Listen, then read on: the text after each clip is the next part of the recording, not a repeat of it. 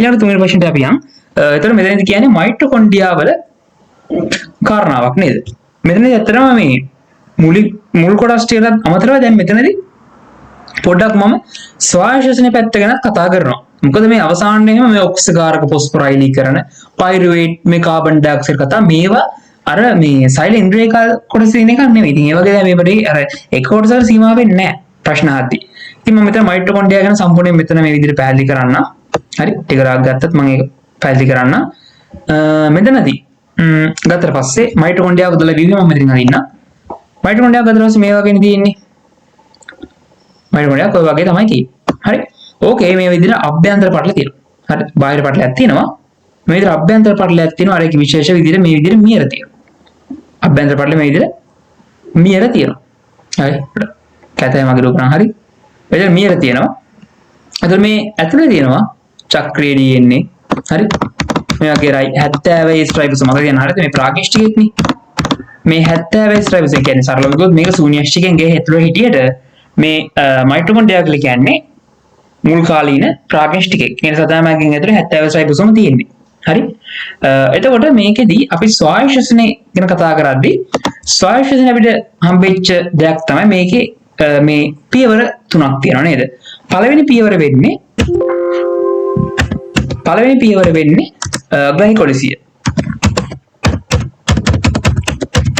ග්ලයිකොලිසිය.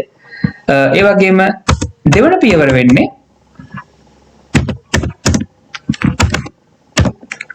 පයිරුවේට් ඔක්සිකරණය සහ සිට්‍රික් අම්ල චක්‍රය. මේකට කේබ්‍රස් චක්‍රය, මේ සිට්‍රික් අම්ල චක්‍රයට කේබ්‍රස් චක්‍රය කියලා කියනවා. හරිද? ඒක අර විද්‍යාව හොයාගත්ත විද්‍යාජයත් එක තමයි ඒක හැදලා තියෙන්නේ. අවසානයේ ඉලෙක්ට්‍රෝන පරිවහන දාමයට. හරි. මොකද ඒ වෙන්නේ? එතකොට මෙතනදී දැන් මේ වෙන තැන් යනත් පොඩි ප්‍රශ්න අහනවා අපෙන් හොඳට විභාගයේ. ග්ලයිකොලිසිස් කියන එක වෙන්නේ ඇත්තටම මෙන්න මේ මයිටොකොන්ඩ්‍රියාව තියෙන සයිටස් වල තමයි මේ ග්ලයිකොලිසිස් කියන කාරණාව වෙන්නේ. පයිරුවේට් ඔක්සිකරණය හා සිට්‍රික් අම්ල චක්‍ර නම් වෙන්නේ මෙන්න මේ මයිටොකොන්ඩ්‍රියා පූරකය කියලා කියන කොටස. හරි. මේකට අපි කියන්නේ පූරකය කියලා. හරි. මේකට අපි කියන්නේ පූරකය කියලා. මේ පූරකය තමයි මේ පයිරුවේට් ඔක්සිකරණය හා සිට්‍රික් අම්ල චක්‍රය වෙන්නේ. එතන ඉලෙක්ට්‍රෝන පරිවහන දාමය වෙන්නේ මෙන්න මේ අභ්‍යන්තර පටලවල. හරි. ඇතුළු පටලෙ මියරවල තමයි මේ ඉලෙක්ට්‍රෝන පරිවහන කියන කාරණාව සිදුවන්නේ. හරි. මෙතන ඉලෙක්ට්‍රෝනනේ. ඉලෙක්ට්‍රෝන කාරණාව වෙන්නේ ඔන්න ඔය අභ්‍යන්තර පටලවල. එතන ග්ලයිකොලිසිස්දී වෙන ප්‍රතික්‍රියාව ගැනත් මම කිව්වොත් මෙතනදී වෙන්නේ සරලවම ග්ලයිකොලිසිස්දී මෙතනට එන්නේ ඇත්තටම ග්ලූකෝස් අණුවක් නේ. මේ ග්ලූකෝස් අණුව පත් වෙනවා NADH භාවිතේ. හරිද? ග්ලූකෝස් අණුව NADH භාවිතයෙන් පත් වෙනවා පයිරුවේට් අණු දෙකක් බවට. හරිද? පොඩ්ඩක් අවුල් හරිද? ආන්නේ නිසා ග්ලූකෝස් අණු පත් වෙනවා කෙලින් පයිරුවේට් අණු දෙකක් බවට. මෙතනදී මතකයන් විශේෂයෙන්ම මේකට උදව් කරනවා NAD+ හරිද? NAD+ ලා දෙන්නෙක්. හරිද? NAD+ ලා දෙන්නෙක් මේකට උදව් කරනවා. ඒ කියන්නේ NAD+ පත් වෙනවා NADH දෙකක් බවට. කොහොමද මේ වැඩේදී බලන්න ග්ලූකෝස් කියලා කියන ලොකු අණුව පයිරුවේට් කියන පොඩි අණුවක් බවට කැඩලා තියෙනවා. හරිද? එහෙම නෙවෙයි සරල මෙතනදී. ඒ කැඩීමේදී එතනදී ඉලෙක්ට්‍රෝන, හයිඩ්‍රජන් ඒව පිටවීමක් සිදු වෙනවා. එතකොට හයිඩ්‍රජන් අණු ගත්තම දැන් ග්ලූකෝස් වල අණුක සූත්‍රය වෙන්නේ C6යි H12යි O6යි. හරිද? පයිරුවේට් අණුවක C3යි H4යි O3යි. දැන් ගණන් හදලා බලනවාදී පයිරුවේට් අණු දෙකක් හැදුනට පස්සේ මෙන්න මේ හයිඩ්‍රජන් අණු හතරක පිටවීමක් සිදු වෙලා තිනවා. ඒ හයිඩ්‍රජන් අණු හතර තමයි මේ NAD+ දෙක අරන් තියෙන්නේ. පටල ගන්න එපා හයිඩ්‍රජන් අණු හතරක් ගියයි කියලා. NAD+ ලා හතරක් හැදෙන්නේ නැහැ. NAD+ ලා දෙන්නේ තමයි අර හයිඩ්‍රජන් අණු හතරම අරගෙන NADH දෙකක් හදාගන්නේ. ඒතර මෙතනදී NAD+ ඉලෙක්ට්‍රෝන, හයිඩ්‍රජන් වගේ දේවල් ලබා ගත්ත නිසා අපි කියන්නේ මෙතනදී මේගොල්ලෝ ඔක්සිහරණයට ලක් වුණා කියලා. ඒතර ඇත්තටම මෙතන ඔක්සිහරණයට ලක් වුණා කියලා කියන්නේ මේගොල්ලෝ මෙතනදී ක්‍රියාත්මක මේ NAD+ ක්‍රියාත්මක වෙලා තියෙන්නේ ඔක්සිකාරකයක් විදිහට. තේරුණා නේද? ග්ලූකෝස් පයිරුවේට් බවට ඔක්සිකරණය කරන දායක වෙලා තියෙනවා මෙන්න මේ NAD+ කියන දෙන්න. දැන් පැහැදිලිව මොකද මෙතන ග්ලයිකෝලිසිස් වෙච්ච කාරණාව කියලා. හරි. ඊට පස්සේ දැන් මේ ඇතුළට යන්නේ පයිරුවේට් ඔක්සිකරණයට ළඟා වෙන්නේ මේ පයිරුවේට් නේ. නම එමෙ දෙනවා පයිරුවේට් ඔක්සිකරණය කියලා. හරි. එතන මෙතනදී වෙන කාරණාව තමයි මේ පයිරුවේට් අණුව. හරි. මේ පයිරුවේට් අණුව කාබන් ඩයොක්සයිඩ් අණුව කොන ප්‍රථම වශයෙන් කාබන් ඩයොක්සයිඩ් අණුව පිට වෙනවා. කාබන් ඩයොක්සයිඩ් අණුව පිට කරගෙන මෙයාපත් වෙනවා ඇසිටයිල් කාණ්ඩයක් බවට. ඇසිටයිල් කාණ්ඩයක්. අතර මේක කාබන් දෙකක සංයෝගයක්. හරිද? ඇසිටයිල්. ඇසිටයිල් කාණ්ඩය බවට පත් වෙනවා පයිරුවේට් අණුවක්. එතකොට මේ ඇසිටයිල් කාණ්ඩෙට මේ කොටසෙදිම ඇවිල්ලා සම්බන්ධ වෙනවා සහඑන්සයිම A කියලා කෙනෙක්. හරිද? සරල නිකන් මාර්ගෝපදේශකයෙක් වගේ. හරි මෙයා දැන් එළිය ඉඳලා ආපු කෙනෙක් නේ ඇතුළට පයිරුවේට් කෙනෙක් නා. හරිද? එයා දැන් ඇසිටයිල් විදියට උන හැට ගැවුන මේ ඇතුලේ දැන් පූර්වක ඇතුලේ මෙයාට හොඳ ඇවිදීමක් හොඳ වෝක් එකක් දාන්න යන්නේ. ඒක එයා දන්නේත් නෑ මේ පාරවල් ගැන. ඒ නිසා මෙයාට උන යාළුවෙක් විදියට සෙට් වෙනවා කෝපරේටිව් A සහයෝගයක් දෙන්න සහඑන්සයිම A කෙනෙක්. එතන මේ සහඑන්සයිම A ඇසිටයිල් කියන කාණ්ඩයව එක්කන් යන්නේ හොඳ වැඩ කර නෙවෙයි. එයා කෙලින්ම මේ ඇසිටයිල් වල ගිහලා බාර දෙනවා මෙන්න මේ සිට්‍රික් අම්ල චක්‍රය කියන ක්‍රියාවලියට. හරිද? අපිටත් ඔය ඉන්නේ එක වගේ හරිද? අපි ඇදගෙන ගිහලා මොකක් හරි දෙයකට දානවා. හරිද? අන්න දැන් ඇසිටයිල් තනි කරලා කාබන් මේ කෝපරේටිව් එක කෙනා යනවා. හරි?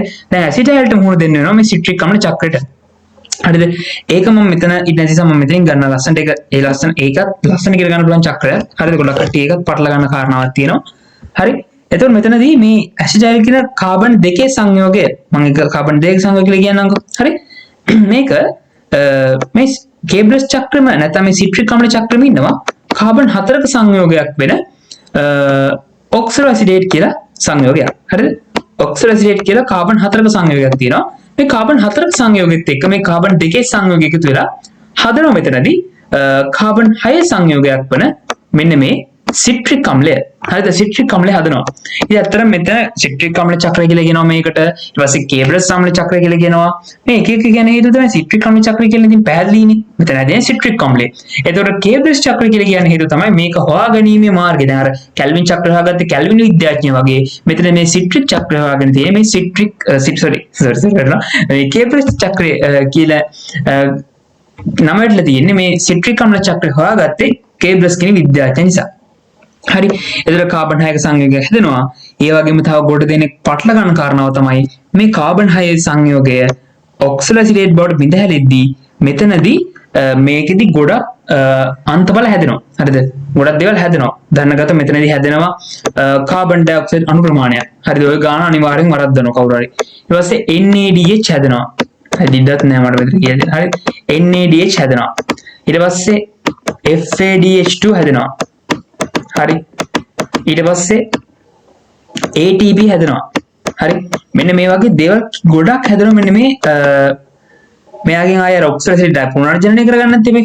තේරෙනවද? මේ කාබන් 6 සංයෝගේ ඔක්සලෝඇසිඩ් පුනර්ජනනය කරගන්නත් ඕන. මොකද ඔක්සලෝඇසිඩ් මෙයාට කොහෙවත් හම්බෙන්නේ නැහැ නේ. මේ කාබන් දෙකේ සංයෝග නම් හම්බෙනවා මේ එළියේ ඉඳලා එන කට්ටිය වර මේ ඩයල් එක එක්කන් එනවනේ ඇතුළට.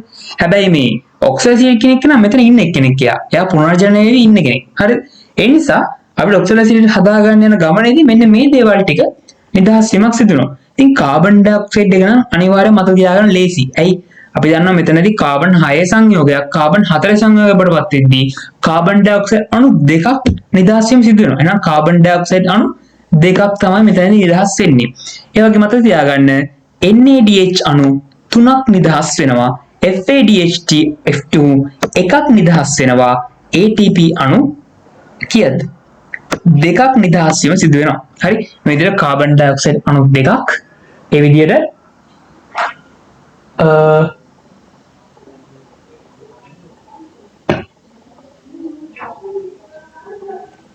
ATP අණු එකයි. හරි.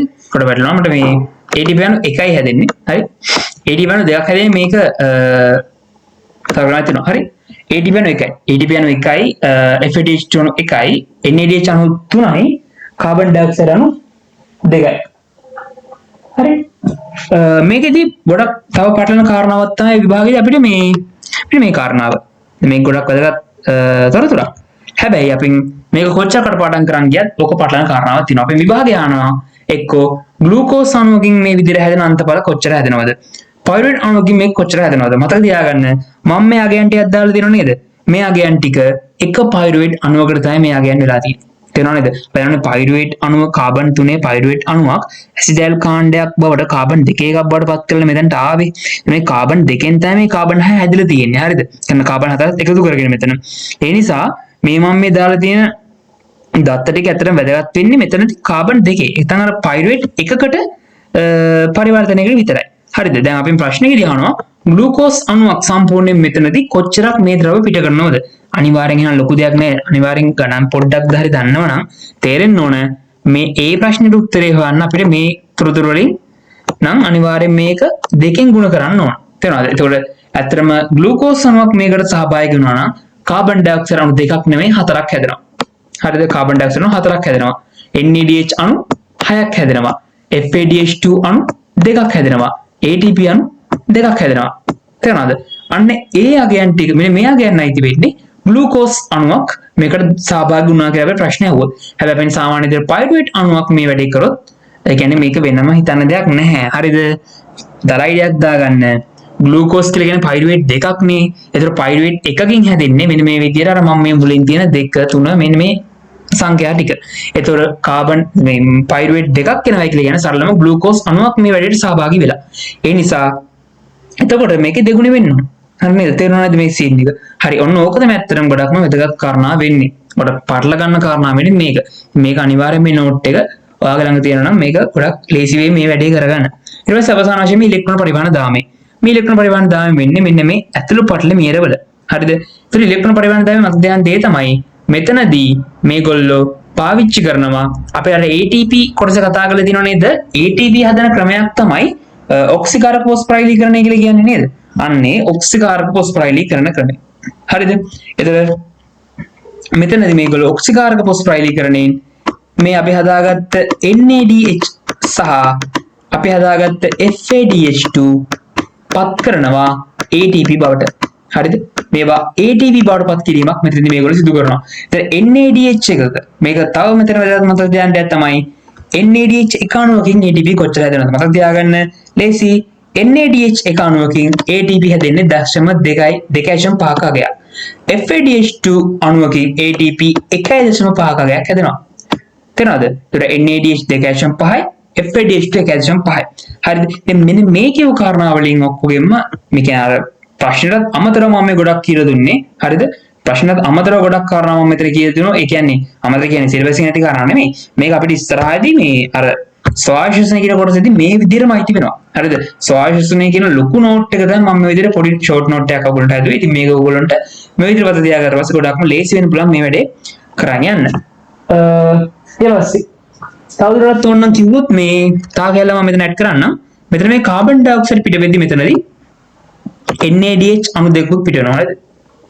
අර වගේම NAD+ ඒ මෙතනදී තර පයිරුවේට් කාබන් ඩයොක්සයිඩ් පිට කළා ආයි කාබනික සංයෝග වෙනත් කාබනික සංයෝග වලට පත් කර ගන්න ඕනේ. එතනින් තර විදිහට අර H+ ටික අරගෙන NADH දෙකක් හදාගන්න කරනවා. හරිද? එක පයිරුවේට් අණුවක්. හරිද? එක පයිරුවේට් අණුවක් NADH දෙකක් හදාගන්න කරනවා. දැන් පේනවා ඉතින් මොකක්ද වෙන්නේ කියන්නේ?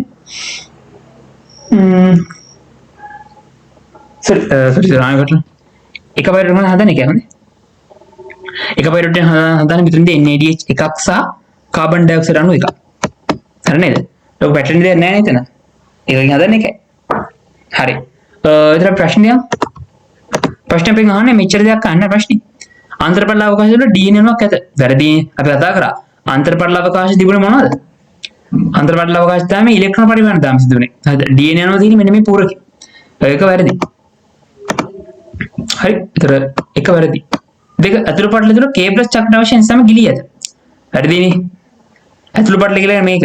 හරිද? අතුරු පටල කොහෙද මේ K+ චක්‍ර අවශ්‍ය නේද? අතුරු පටල තියෙන ඉලෙක්ට්‍රෝන පරිවහන දාමයට සඳහා අවශ්‍ය නිසා.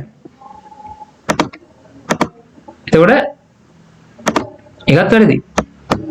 ඊට පස්සේ පූරක තුල 80S රයිබෝසෝම සහ ෆොස්ෆේට් කණිකා පීඨයි. මතක තියාගන්න 80S රයිබෝසෝම ප්‍රාග්නිෂ්ඨිකයන් තුන නැහැ. 80S රයිබෝසෝම තියෙන්නේ ශූන්‍ය ස්ට්‍රින්ග් විතරයි. තේරුණාද? ඒතර ෆොස්ෆේට් කණ එක කතාව හරි. හැබැයි මේ අසෝස් රයිබෝසෝම නිසා හරිද. පූරකය තුළදී පයිරුවේට් අණුවක් කාබන් ඩයොක්සයිඩ් අණු දෙකක් නිදහස් කරමින් ඇසිඩයිල් සහ එන්සයිම් අණුවක් බවට පත් වේ.